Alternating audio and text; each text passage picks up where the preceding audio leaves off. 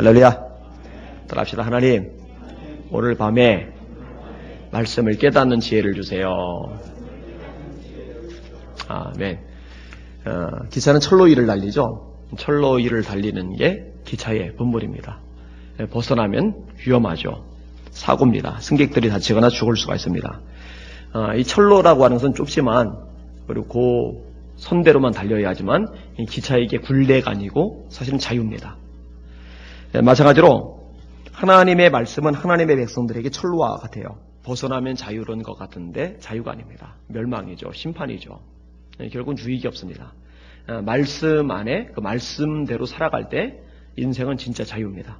말씀은 우리를 올가매는 굴레가 아니라 자유의 길이거든요. 예수님도 같은 말씀을 하십니다. 너희가 내 안에 거하고 내 말이 너희 안에 거하면은 진리를 알지니 진리가 너희를 자유하게 하리라. 진리가, 말씀이 우리를 자유하게 만드는 것이거든요. 오늘 본문에 보면은요, 하나님의 말씀에서 벗어나 있는 갈라디아 교회의 성도들의 모습을 우리가 발견하게 됩니다. 그리고 이것을 굉장히 바울이 안타깝게 생각을 합니다. 여러분들이 말씀을 벗어나면은요, 여러분의 담임 목사인 저도 역시 같은 심정이 될 겁니다. 바로 가르치는 것, 그리고 말씀에서 벗어나지 않도록 가르친 말씀 그대로 살아갈 수 있도록 지켜보면서 격려하고 또 때로는 책망하기도 하는 것, 이것이 목회자의 사명입니다. 오늘 설교의 제목 한번 따라합시다. 행위가 아닌 믿음으로. 이것이 말씀인데 이 말씀의 내용을 벗어나 있거든요. 그 부분에 대해서 오늘 함께 다루도록 하겠습니다. 바울 사도가 이 고린도교회 성도를 향해서 어리석다고 책망을 하죠. 1절을 한번 볼게요. 1절 시작. 어리석도다 갈라디아 사람들아, 예수 그리스도께서 십자가에 못 박히신 것이 너희 눈앞에 밝히 보이거늘 누가 너희를 꾀더냐. 지금 어리석다라고 얘기를 하는데 성도 한 명을 향해서 당신 참 어리석습니다, 이렇게 말하는 게 아니에요. 지금 갈라디아 교회 성도들 전체를 향해서 너희들 어리석다, 이렇게 이야기를 끄집어내고 있는 겁니다. 비록 바울이 대단한 영향력을 가지고 강력한 리더십을 발휘하는 것은 사실이지만은 이렇게까지 노골적으로 아주 구체적으로 이야기할 수 있다는 것은요, 보통 강심장이 아니라는 겁니다. 여러분, 사람 눈치 보는 사람 같으면요, 성도들 향해서 이런 식으로 얘기하기 힘듭니다. 예수 믿는 성도들 전체 한마디로 말해서 다 바보다, 다 어리석다, 여러분, 이렇게 말하는 게 쉽겠어요? 절대로 쉬운 말씀이 아닙니다. 사람 두려워하지 않은 거죠. 이 갈라디아 교회 성도들 보고 너희들이 꾀임을 당했다, 이렇게 말합니다. 예수님이 십자가에 못 박히신 것이 너무나 분명한데 왜 여기서 벗어나느냐. 너희들 꾀임 받아서 엉뚱한 데로 빠졌다. 너희들은 어리석은 자들이다, 이렇게 얘기하는 겁니다. 갈라디아 교회 성도들이 예배를 안 드리는 게 아니에요. 예배 드려요. 기도 생활 안 하는 게 아닙니다. 기도 생활 해요. 하나님의 봉사도 하겠죠. 나름대로 전도한다고도 하겠죠. 그런데 왜 이렇게 너희들 꾀임 받았다, 너희들 어리석다라고 책망을 받습니까? 말씀 위에 서 있지 않기 때문에 그래요. 그게 책망을 받을 수밖에 없는 요인이 되는 겁니다. 제가 요즘 자주 언급하는 이 교황 방문권, 좀 난리죠. 이제 국내가 아주 떠들썩한데, 교황이 온다고 해서 이제 소책자 발간해서 막 이렇게 배포를 해주는데, 그 소책자 내용을 누가 정리해서 간략하게 올렸더라고요. 카톨릭에서 떨어져 나간 분파들 하면서 거기에 예를 들어서 기독교, 이제 개신교, 여호와의 증인, 이렇게 기뜻하는 거. 그러니까 카톨릭을 제외하고는요, 나머지 우리 교회에서 이단이라고 하는 그룹들하고 기독교를, 이 개신교를 같이 섞어가지고 집어넣는 거예요. 이게 카톨릭의 본심입니다. 이게 본심이에요. 근데 이걸 파악하지 못하고 있는 사람들, 여기에 어리석다는 말이 적용될 겁니다. 여러분, 교황이요, 하나님의 자리에 앉아 있습니다. 그 자리는요, 절대로 섬기는 자리가 아닙니다. 그 자리는 절대로 봉사의 자리가 아닙니다. 그 자리는요, 군림하는 자리입니다. 겉으로는 겸손을, 섬김을 가장하지만은요, 그 자리 자체가 엄청난 자리거든요. 사실 그 자체를 파괴해야 돼요. 그렇게 영광받고 군림하고 엄청난 돈을 누리고 그 자리 자체가 사실은 사라져야 됩니다. 더 나가서 예수님의 자리에 머물러 있는 것이 마리아입니다. 이게 가톨릭의 공식 입장입니다. 테오토코스라는 말인데, 이게 원래는 이제 실이라고 네스토리어스하고 이제 논쟁이 붙으면서 예수님의 신성을 강조하는 것으로 이제 언급되던 내용입니다. 예수님이 하나님이죠, 하나님.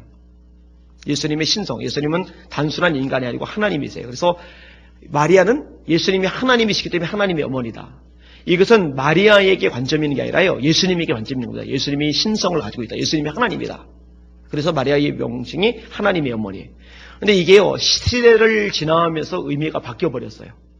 마리아 자체가 신격화됐어요. 하나님의 어머니. 하나님의 어머니. 그래서 마리아에게 기도를 해요. 마리아가 중보자가 되는 거예요. 하나님과 우리 사이의 중보는 한 분뿐이다. 예수 그리스도다. 이게 성경의 가르침인데 하나님과 우리 사이의 중보자로 마리아를 쑥 집어넣어버린 거예요.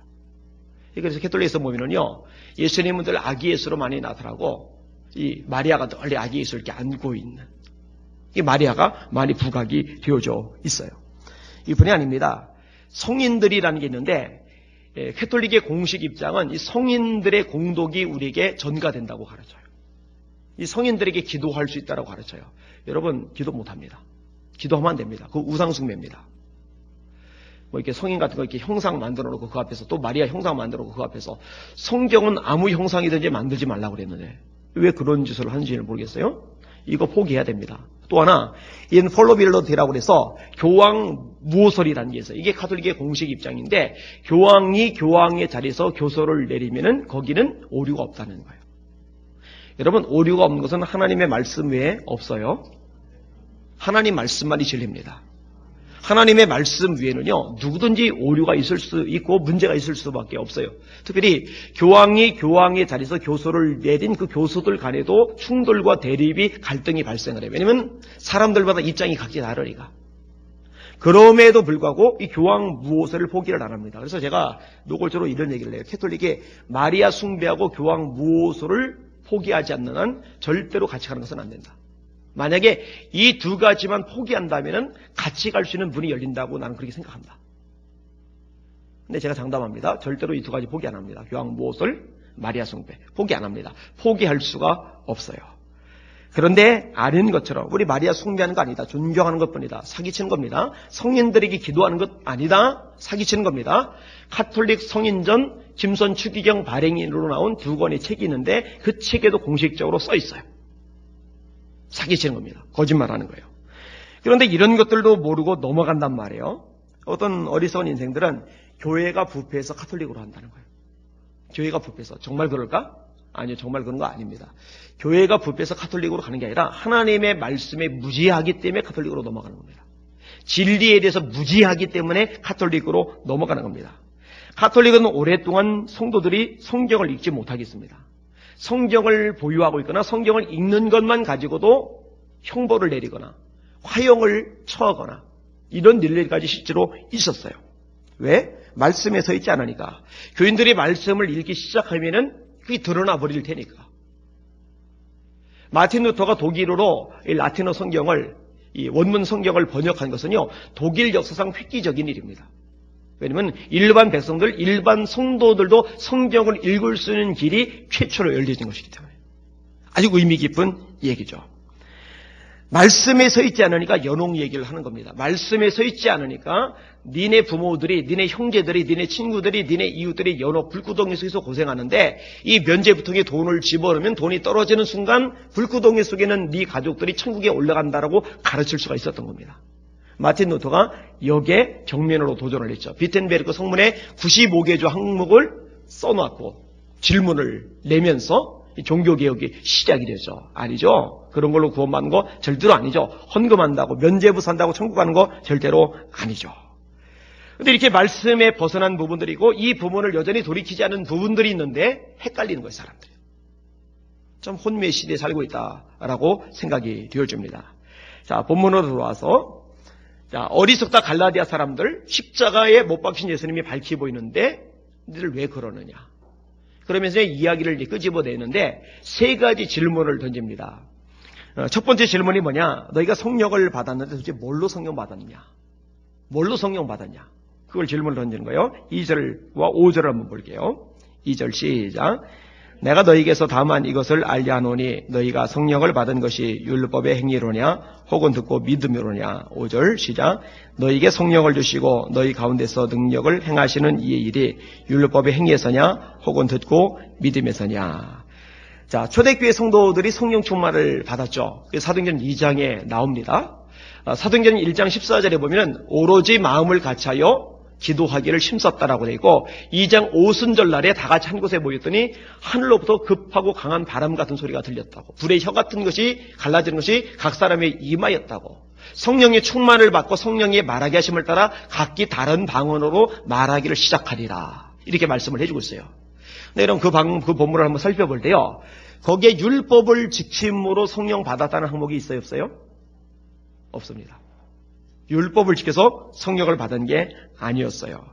예수님을 믿은 그 믿음 때문에, 그 믿음을 가지고 기도한 것 때문에 성령이 그들에게 임한 거거든요. 그리고 오순절날만 아니라 그 후로도 마찬가지입니다. 이 갈라디아 서신은 바울이 썼던 서신들 중에 제일 초기 서신입니다. 그러니까 그 오순절 사건하고 제일 시기적으로 가까워요. 그러니까 이 오순절 사건에 대해서 가장 명확하게 알고 있는 시점이고, 그리고 또 성령 세례 받은 사람들 입장에서 볼 때도 율법을 열심히 지켰더니 어느 날 성령의 불을 받은 게 아니라 예수님을 믿는 믿음, 그 믿음 가지고 기도하다 보니 성령의 충만을 받았었거든요. 근데 그거를 망각해버린 거예요. 그건 질문하는 거예요. 너희들 성령 충만을 받을 때, 성령을 받을 때 율법의 행위로 받았느냐 아니면 믿음으로 받았느냐? 답은 금방 나오죠. 심지어는요, 구약시대에 예언된 성령 강림에 대한 예언에서 조사도요, 율법의 행위를 통해서, 율법을 잘 지키는 그 과정을 통해서 성령 받는다라고 말하고 있지를 않아요. 요엘서 2장 28절 말씀 들어보세요. 그 후에 내가 내 영을 만민에게 부어주리니 너희 자녀들이 장래일을 말할 것이며 너희 늙은이는 꿈을 꾸며 너희 젊은이는 이상을 볼 것이며 그때에 내가 또 내 영을 남종과 여종에게 부어줄 것이며 내가 이적을 하늘과 땅에 베풀리니 곧 피와 불과 연기 기둥이라. 여호와의 크고 두려운 날이 이르기 전에 해가 변하여 해가 어두워지고 달이 핏빛까지 변하려니와 누구든지 여호와의 이름을 부르는 자는 구원을 얻으리라. 아멘. 성령이 임한다는 얘기하면서 누구든지 주의 이름, 하나님의 이름을 부르는 자는 구원을 얻으리라. 근데 이 부른다고 할 때 로마서에 보면은 믿지 않는 이를 어찌 부르려. 이 부른다는 말씀과 믿는다는 말씀은 같이 가요. 믿지 않는 이를 어찌 부르려. 듣지 못하는 이를 어찌 믿으려. 전파하는 자가 없이 어찌 들으려. 아름답도다 좋은 소식을 전하는 자들의 발이요 함과 같으니라. 자, 우리가 하나님을 부르는 것, 예수님을 부르는 것, 여기는 전제가 깔린 게 있어요. 뭐죠? 그게 믿음이에요, 믿음. 근데 성령 강림과 주님의 이름을 부르는 것하고 연결시켜놓고 있거든요. 다시 한번 성령 강림과 우리의 믿음하고 연결된 거지, 성령 강림과 율법의 행위하고 연결된 것은 아니라는 거죠. 그 질문이 첫 번째 질문이에요. 두 번째 질문은 너희들 육체로 마칠 거냐?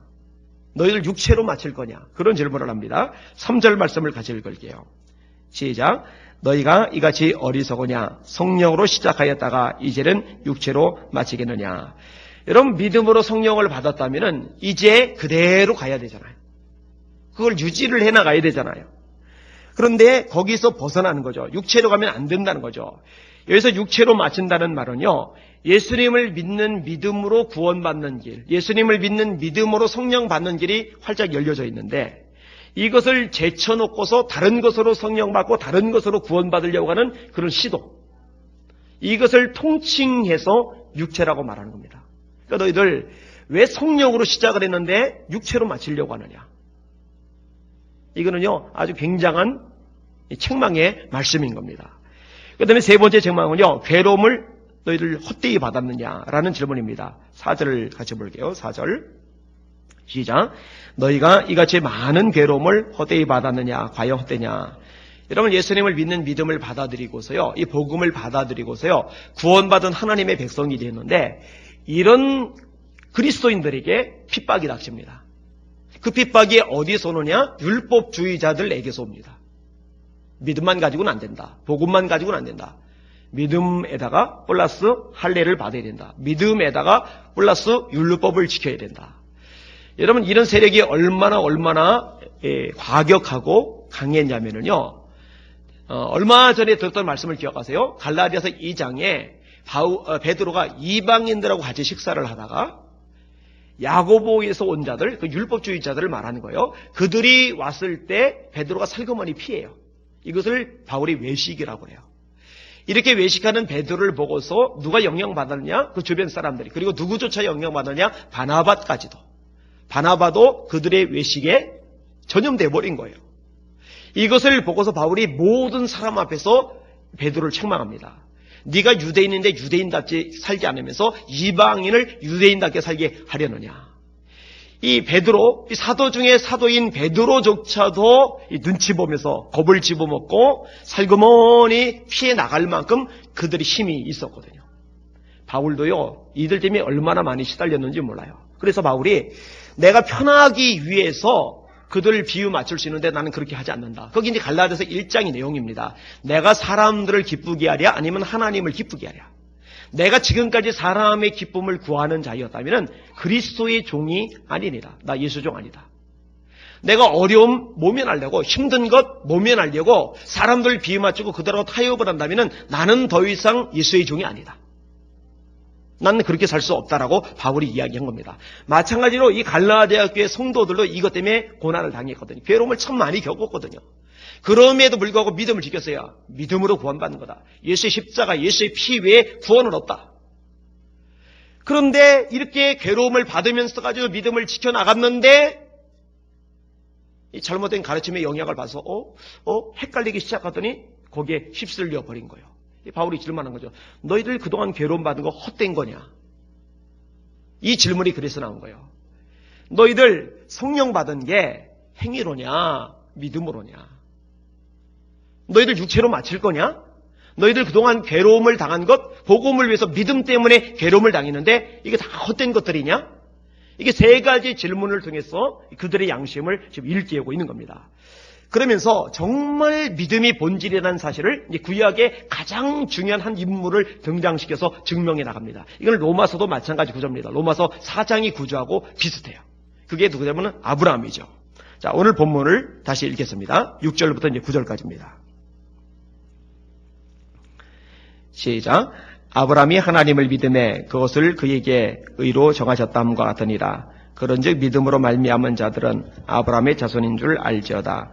또 하나님이 이방을 믿음으로 말미암아 의로 정하실 것을 성경이 미리 알고 먼저 아브라함에게 복음을 전하되 모든 이방인이 너로 말미암아 복을 받으리라 하였느니라. 그러므로 믿음으로 말미암은 자는 믿음이 있는 아브라함과 함께 복을 받느니라. 이 아브라함은요, 율법주의자든 아니면 유대인이든 기독교는 뭐 두말할 것 없고요. 하여튼 이 모든 사람들에게요 최고의 권위자입니다. 아브라함의 권위에 대해서 이의를 제기할 만한 존재는 아무도 없어요. 아브라함은 이미 결론이 딱 내려지는 겁니다. 이 아브라함을 바울이 끄집어내는 겁니다. 이 바울 사도가요 성경에 도통했다는 사실을 우리가 이런 것 통해서도 발견할 수 있어요. 6절에 보니까 아브라함이 하나님을 믿음에 그것을 그에게 의로 정하셨다 함과 같으니라. 여러분 이게 어디에 나오는 얘기예요? 이게 근거가 있는 말씀 맞아요? 예, 맞아요. 어디 나오는 얘기예요? 창세기 15장에 나오는 얘기예요. 제가 읽어드릴게요. 이후에 여호와의 말씀이 환상 중에 아브라함에게 임하여 이르시되 아브라함아 두려워하지 말라. 나는 네 방패요 너희 지극히 큰 상급이니라. 아브라함이 이르되 주 여호와여 무엇을 내게 주시려 하나이까? 나는 자식이 없사오니 나의 상속자는 이 다메섹 사람 엘리에셀이니이다. 아브라함이 또 이르되 주께서 내게 씨를 주지 아니하셨으니 내 집에서 길린 자가 내 상속자가 될 것이니이다. 여호와의 말씀이 그에게 임하여 이르시되 그 사람이 네 상속자가 아니라 네 몸에서 날 자가 네 상속자가 되리라 하시고 그를 이끌고 밖으로 나가 이르시되 하늘을 우러러 뭇 별을 셀 수 있나 보라. 또 그에게 이르시되 네 자손이 이와 같으리라. 그 다음에 15장 6절에 중요한 구절이 나오는데 그 구절이 이렇게 말씀합니다. 아브라함이 여호와를 믿으니 여호와께서 이를 그의 의로 여기시고. 따라합시다. 아브라함이 하나님을 믿으니 의로 여기셨다.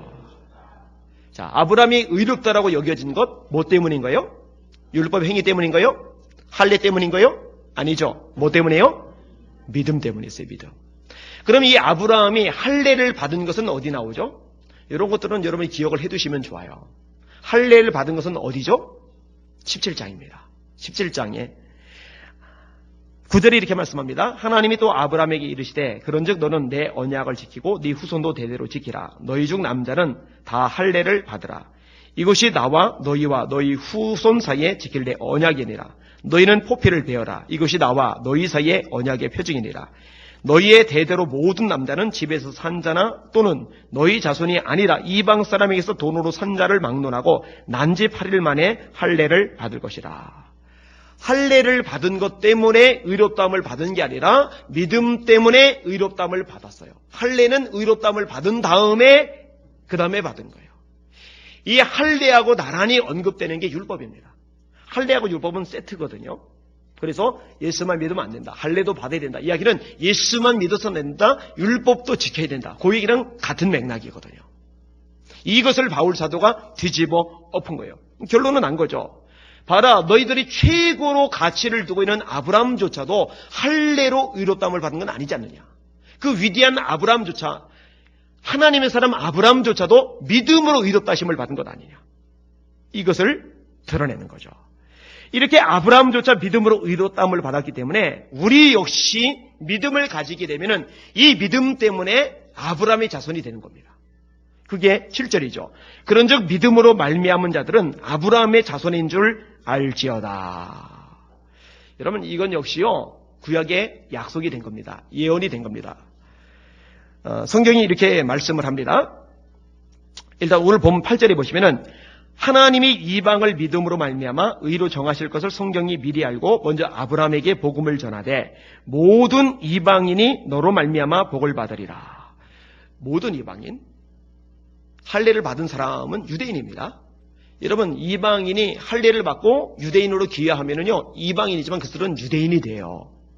근데 여기는 모든 이방인이라고 돼 있어요. 모든 이방인이 아브라함 때문에 복을 받아요. 그러니까 할례를 받지 않아도 율법 아래 있지 않아도 이 하나님의 백성의 자격에 들어가는 그 반열에 들어가게 되는 거거든요. 이것이 어디에 예언되느냐? 첫 번째 예언은 창세기 12장 1절입니다. 제일 유명한 부분이죠. 여호와께서 아브라함에게 계시되 너는 너희 고향과 친척과 아비 집을 떠나 내가 너에게 지시하는 땅으로 가라. 내가 너로 큰 민족을 이루고 네게 복을 주어 네 이름을 창대하게 하리니 너는 복이 될지라. 너를 축복하는 자에게는 내가 복을 내리고 너를 저주하는 자에게는 내가 저주하리니 땅의 모든 족속이 너로 말미암아 복을 받으리라. 유대인만이 아니에요. 할례자들만이 아니에요. 땅의 모든 족속이 아브라함 너로 말미암아 복을 받으리라. 할렐루야. 이게 창세기 18장 그리고 창세기 22장에 반복적으로 나타납니다. 이게 하나님 앞에 굉장히 중요한 원리인 거죠. 창세기 18장 16절에 여기 보면은 소돔과 고모라 땅을 멸망시키려 하나님의 천사들 그리고 여호와의 사자가 같이 나타납니다. 그리고 천사 둘은 먼저 보내고 하나님과 아브라함 간의 대화가 시작이 됩니다.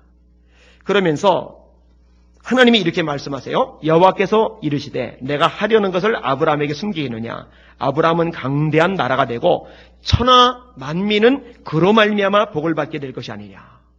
여기도 나와요. 천하 만민이 누구 때문에 복 받아요? 아브라함 때문에.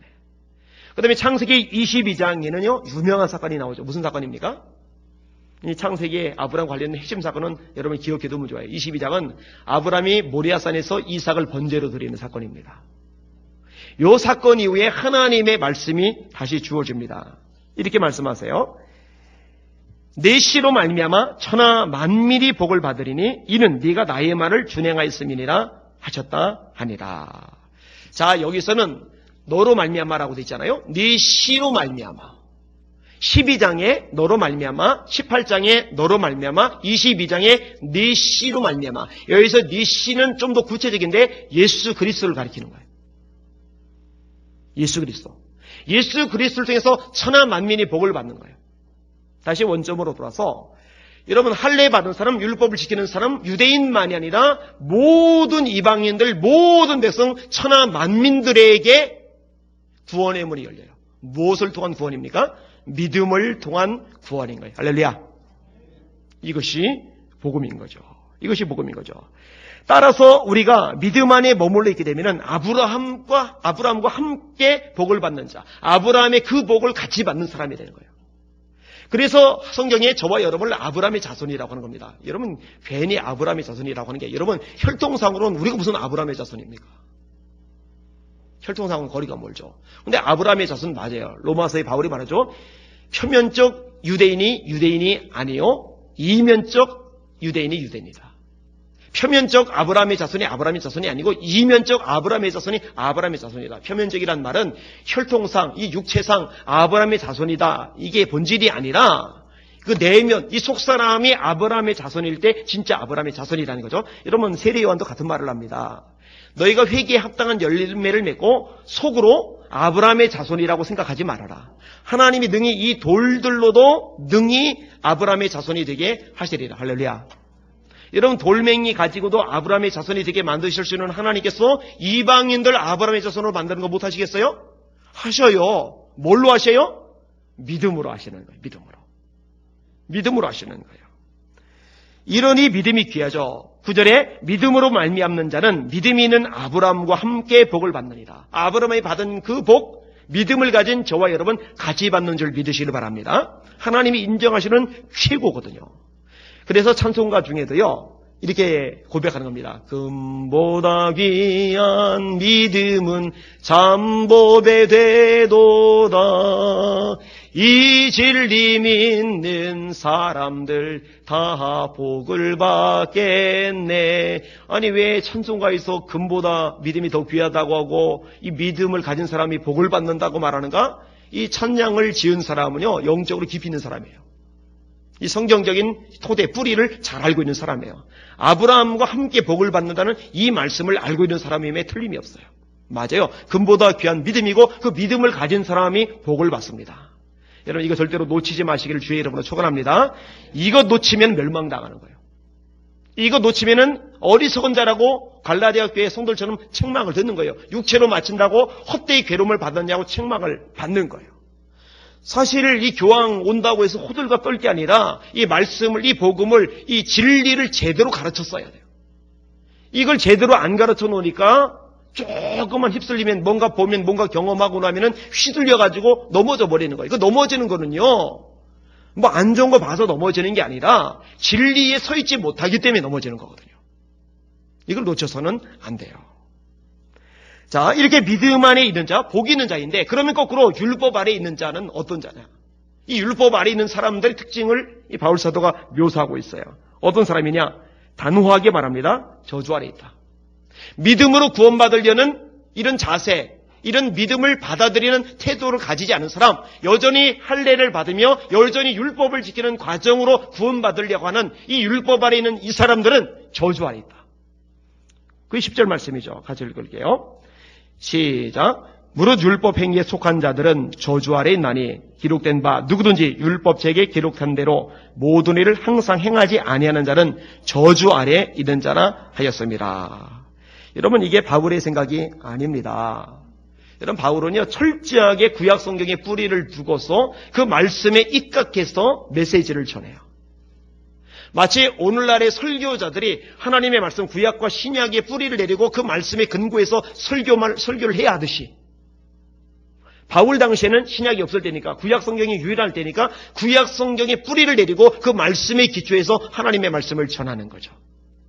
그래서 말씀에 벗어나서 자기 얘기, 자기 생각, 자기 철학, 자기 경험, 자기 사상, 자기 주관을 자꾸 이야기하는 설교자는요, 그 설교자도 불행하지만 그 설교를 듣는 교인들도 불쌍한 거예요. 불행한 거예요. 왜냐하면 생명을 살리는 하나님의 말씀을 듣지 않고 온갖 잡동사니를 먹어대는 것이기 때문에. 그러니까 여러분이 저를 위해서 중보기도해야 할 내용 중에 하나 그겁니다. 하나님의 말씀을 가감하지 않고 있는 그대로 선포하게 하여 주시옵소서. 하나님의 말씀을 사람들 눈치 보느라고 주변 환경 신경 쓰느라고 약화시키지 말고 그 말씀에 물타지 말고 있는 그대로 담대하게 선언하게 하여 주시옵소서. 여기서 좀 더 널리 나가면 하나님, 한국교회 수많은 설교자들이 말씀을 선포하는 주의 종들이 하나님의 말씀에 서서 그 말씀만을 담대하게 선포하게 하여 주시옵소서. 인간적인 생각이나 가치관이나 사상이나 이념이나 경험이나 자기 주장들을 가지고 섣부르게 앞에서 말하지 말게 하시고 하나님의 말씀에 뿌리 내리고 설교하게 하여 주시옵소서. 너무 중요한 기도 제목입니다. 자, 율법을 못 지키면 저주 아래 있다. 이것이요, 구약에 보면 하나님께서 모세에게 말씀하신 내용이 있어요. 이스라엘 백성들을 두 산 아래에 모아요. 하나는 그리심산, 하나는 에발산. 무슨 산이요? 그리심산. 무슨 산이요? 에발산. 이 그리심산에서는 축복을 선언합니다. 그 다음에 이 에발산에서는 저주를 선언합니다. 근데 저주를 선언하는데 어떤 사람에게 저주 선언하냐? 전부 다 율법하고 관련이 되어 있어요. 신명기 27장인데 들어보세요. 르벤과 갓과 아셀과 스불론과 단과 납달리는 저주하기 위하여 에발산에 서고 레위 사람은 큰 소리로 이스라엘 모든 사람에게 말하여 이르기를 장색의 손으로 조각하였거나 부어 만든 우상은 여호와께 가증하니 그것을 만들어 은밀히 세우는 자는 저주를 받을 것이라 할 것이요 모든 백성은 응답하여 아멘 할지어다. 여기도 아멘 하라 이것도요. 하나님 말씀이면요 축복의 말씀이든 무서운 말씀이든 다 아멘입니다. 아멘. 제가 한마디 끝날 때보다 여러분도 아멘 하셔요. 그 부모를 경홀히 여기는 자는 저주를 받을 것이라 할 것이요 모든 백성은 아멘 할지어다. 그 이웃의 지게표를 옮기는 자는 저주를 받을 것이라 할 것이요 모든 백성은 아멘 할지어다. 소경으로 길을 잃게 하는 자는 저주를 받을 것이라 할 것이요 모든 백성은 아멘 할지어다. 객이나 고아나 과부의 송사를 억울케 하는 자는 저주를 받을 것이라 할 것이요 모든 백성은 아멘 할지어다. 계모와 구합하는 자는 그 아비의 하체를 드러내었으니 저주를 받을 것이라 할 것이요 모든 백성은 아멘 할지어다. 무릇 짐승과 교합하는 자는 저주를 받을 것이라 할 것이요 모든 백성은 아멘 할지어다. 좀 건너뛸게요. 그 이웃을 암살하는 자는 저주를 받을 것이라 할 것이요 모든 백성은 아멘 할지어다. 무죄자를 죽이려고 뇌물을 받는 자는 저주를 받을 것이라 할 것이요 모든 백성은 아멘 할지어다. 이 율법의 모든 말씀을 실행치 아니하는 자는 저주를 받을 것이라 할 것이요 모든 백성은 아멘 할지어다. 뭐라고 됐어요? 율법의 모든 말씀을 실행치 않는 자는 저주받아라. 그럼 질문. 이 저주에서 자유로운 사람이 있어요? 없어요? 율법 다 지킬 수 있어요? 다 지킬 수 있어요? 못 지켜요. 죽었다 깨도 못 지킵니다. 이러면 율법의 한계가 뭐냐면요. 율법은 지켜야 의롭다함을 받습니다. 율법은요. 지켜야 의롭다함을 받아요. 오늘 본문에 11절 12절에 한번 읽을게요. 시작. 또 하나님 앞에서 아무도 율법으로 말미암아 의롭게 되지 못할 것이 분명하니 이는 의인은 믿음으로 살리라 하였습니다. 율법은 믿음으로 난 것이 아니니 율법을 행하는 자는 그 가운데서 살리라 하였느니라. 율법으로 의롭게 될 사람 아무도 없다. 율법은 행함으로 그 안에서 산다. 그런데 율법을 지킬 수 있는 사람 어디 있단 말이에요? 그것을 지적하는 거죠. 로마서에서 이것을 지적합니다. 3장에 19절에 우리가 알거니와 무릇 율법이 말하는 말은 율법 아래 있는 자들에게 말하는 것이니 이는 모든 입을 막고 온 세상으로 하나님의 심판 아래 있게 하려 함이라. 그러므로 율법의 행위로 의롭다 하심을 얻을 육체는 없나니 율법으로는 죄를 깨달음이니라. 율법으로 의롭다 하심을 얻을 육체 없어요. 그럼 율법의 기능은 뭐냐? 죄를 깨닫는 거예요. 하나님의 법 앞에서 내가 죄인 맞구나. 내가 죄인 맞구나. 이거 용서받아야 사는구나 내가. 그래서 그 율법이 예수 그리스도를 요청하게 만드는 몽학 선생 역할을 하는 거예요. 초등학교 교사 역할을 하는 거예요.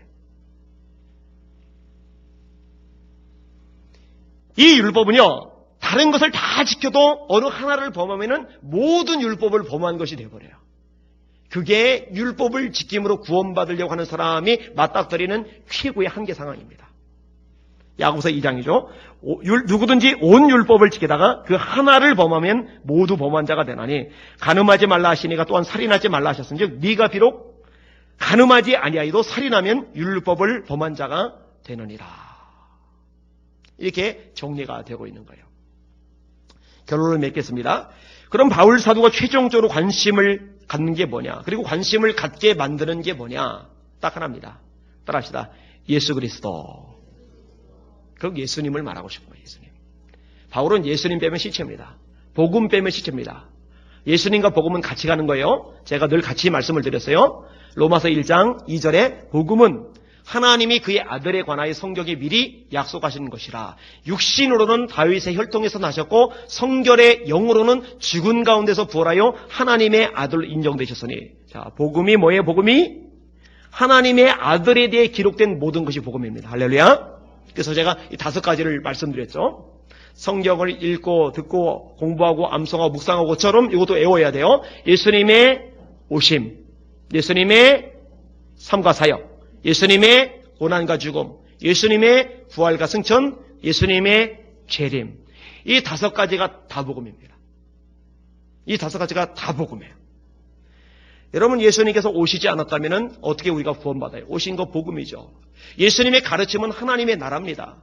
예수님이 아니다면 하나님 나라에 대해서 회개해서 어찌 알겠어요? 복음이죠. 복음을 전하셨고, 예수님의 고난과 죽음이 아니면 우리가 어떻게 죄 사함을 받아요? 복음이죠. 여러분, 예수님이 부활하지 않았다면 그분이 하나님의 아들인 줄 우리가 어떻게 인정을 해요? 그분이 자기 죽음도 해결을 못했는데 우리 인생의 죽음은 해결할 줄 어떻게 믿어요? 복음이죠. 예수님이 재림하실 때 우리 구원이 완성돼 우리가 영원한 천국에 그제서야 들어가요. 복음이죠. 예수님의 삶, 예수님의 삶과 사역, 예수님의 탄생, 예수님의 삶과 사역, 예수님의 고난과 죽음, 예수님의 부활과 승천, 예수님의 재림, 이게 다 복음이란 말이에요. 여기에 바울은 초점을 맞추고 있는 거예요. 13절 말씀을 볼게요. 시작. 그리스도께서 우리를 위하여 저주를 받은 바 되사 율법의 저주에서 우리를 속량하셨으니 기록된 바 나무에 달린 자마다 저주 아래 있는 자라 하였습니다. 이런 바울 사도는요, 예수 믿는 사람을 박해했습니다. 이유는 성경 때문이에요. 구약 율법 때문이에요. 율법에 의하면 나무에 달린 자는 저주받은 자인데 예수님이 나무에 달렸단 말이에요. 그러면 예수님은 성경대로 하면 저주받은 자예요.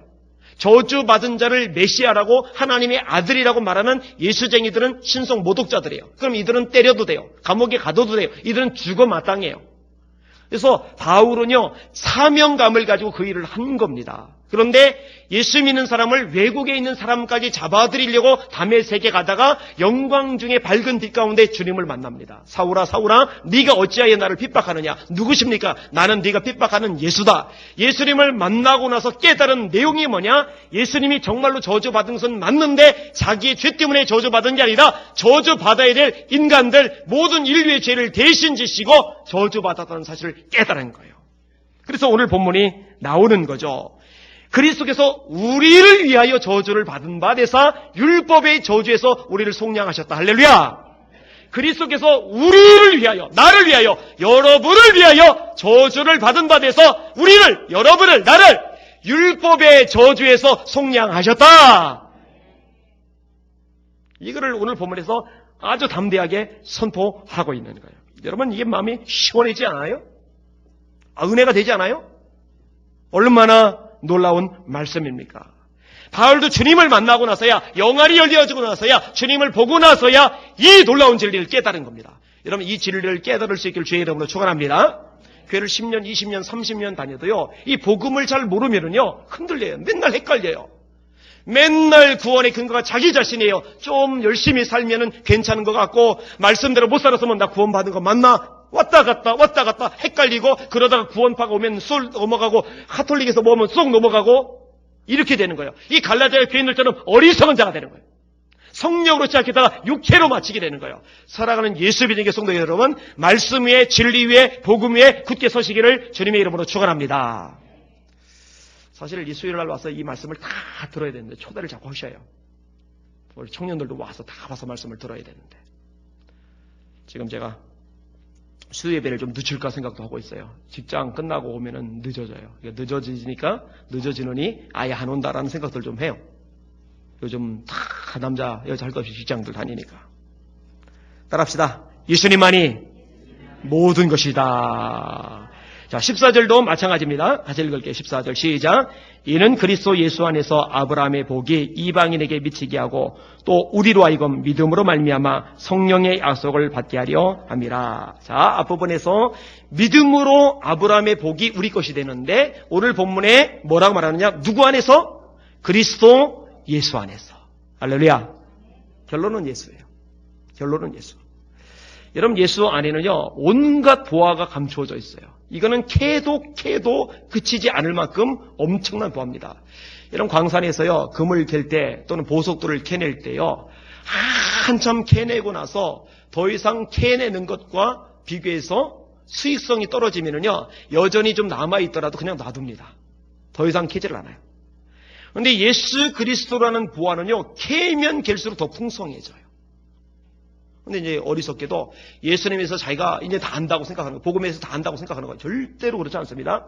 이거를 깨달으면 깨달을수록 깊이 들어가면 들어갈수록 그 엄청난 보호 앞에요 우리가 감탄할 수밖에 없고 경외심을 느낄 수밖에 없어요. 여러분, 제가 복음에 대해서 얼마나 많이 읽었고 얼마나 많이 들었고 얼마나 많이 전했겠어요. 그런데도요, 점점 이 크기가 제 안에서 커져가고 있어요. 발사도 이렇게 말합니다.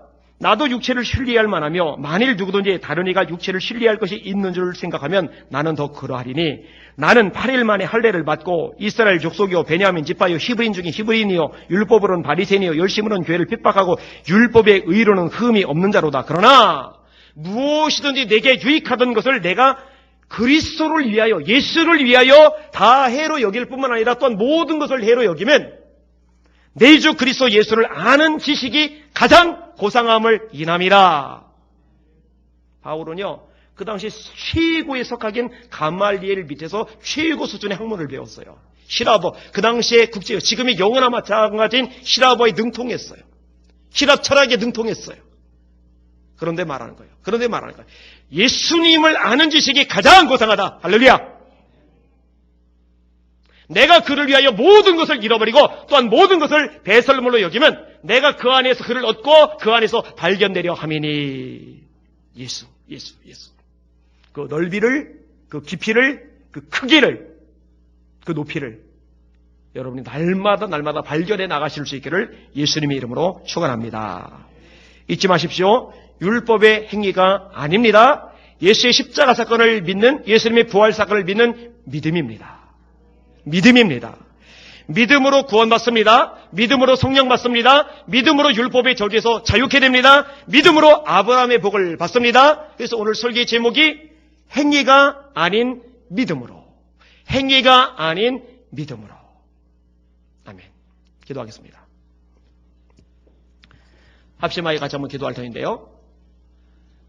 이 시간 기도하실 때 하나님, 우리의 예수님에게 성도들이 믿음 안에, 말씀 안에, 복음 안에 제대로 서 있게 해주십시오.